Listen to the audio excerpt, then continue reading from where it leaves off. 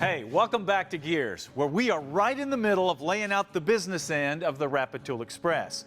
Now, since we are building this truck as a tribute to the 100th anniversary of Cornwell Tools, it's kind of important that this thing be able to carry some tools. And as you can see, we've got all kinds of tools and displays and shelves stuffed inside this thing to make it a one-of-a-kind tool delivery truck.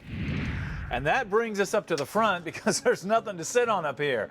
And that's going to be a bit of a problem when we go to drive this thing. So we need to lay out our seats, and we're not going to reuse those. So we need something that has more of an aircraft look to it. We found exactly what we were looking for from TMI. Take a look. This is the Pro Circuit Sport VXR high back bucket seat. And it not only looks like something that might have come out of a jet aircraft, but it also has complete back recline. It's got side bolsters on the base and on the back to hold you in place during hard maneuvers, and it has full adjustment forward and back. The best part is, though, TMI will upholster these in whatever material you want. So we had it done in a distressed brown and black to match the rest of the interior. So now all we need to do is get them in place. Now, even though the TMI seats come with a universal mounting bracket, that doesn't mean that they're just going to drop in place and fit perfectly. No, this is where you need to spend some time making sure that they fit right. Now, first of all, you want to center the seat up with your gauges. Then, as far as height goes, you want to make sure the seat sits high enough to where you're looking through the center of the windshield, preferably a little higher. That way you have good visibility looking down over the road when you're driving. Now, this might require making some brackets, doing some shims, whatever it takes to do it right.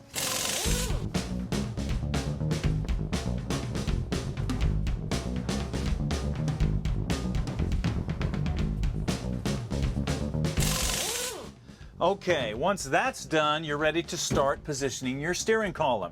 Now, this isn't just about left and right. It's also about how high it's going to sit in the vehicle and what kind of angle it's going to sit at. So what kind of steering drop that you need.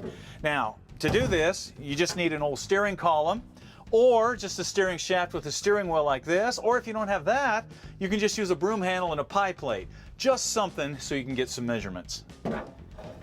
Once you have the measurements, it's just a matter of getting the right column, the drop, the steering shaft, the floor hardware from iDidit, and your steering is taken care of.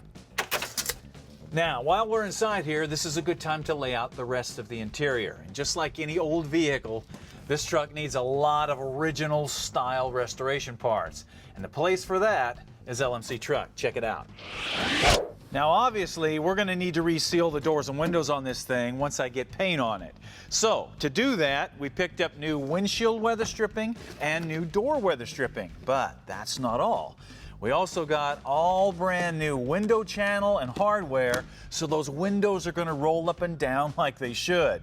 And we also got new rubber for the vent windows and new hardware because this is always rusted up.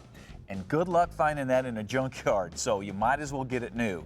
Now, to finish off the outer doors, we got new door locks, we got new door handles for inside, we got new sun visors and brackets, we even have hardware to mount the body down on the frame. Now, to prevent heat and sound from leaking into your interior, most vehicles have some sort of a firewall pad. And as you just saw, they're ugly. Well, LMC changed all that with these firewall pads. Now look at this. Got a nice hard outer shell that looks good, and you can either trim it to fit original, or you can custom trim it if you're doing something custom like we are. Now, we also got a carpet set for a '59 Ford truck, which is also going to be the same on a panel. Now, like I said before, the time to put all this in is once you have paint on the vehicle. So for now, we're just going to set it aside, log it into our project planning book, and wait for final assembly. Speaking of the firewall, we obviously have some modifications to do to ours because we no longer need the holes for the heater or the windshield wiper motor or even the master cylinders. Now, there's a couple ways you can approach this. You can either weld it all up, smooth it down, and start over, or you can build some sort of panel to cover that stuff. And since we're going after a military aircraft look like this, we're probably going to build some panels and accent them with rivets. But before we can even do that, We've got to come in here, as you can see, and smooth things down, grind off some deals, because any panel you put on a Firewall has got to fit flat against it if you want it to look right.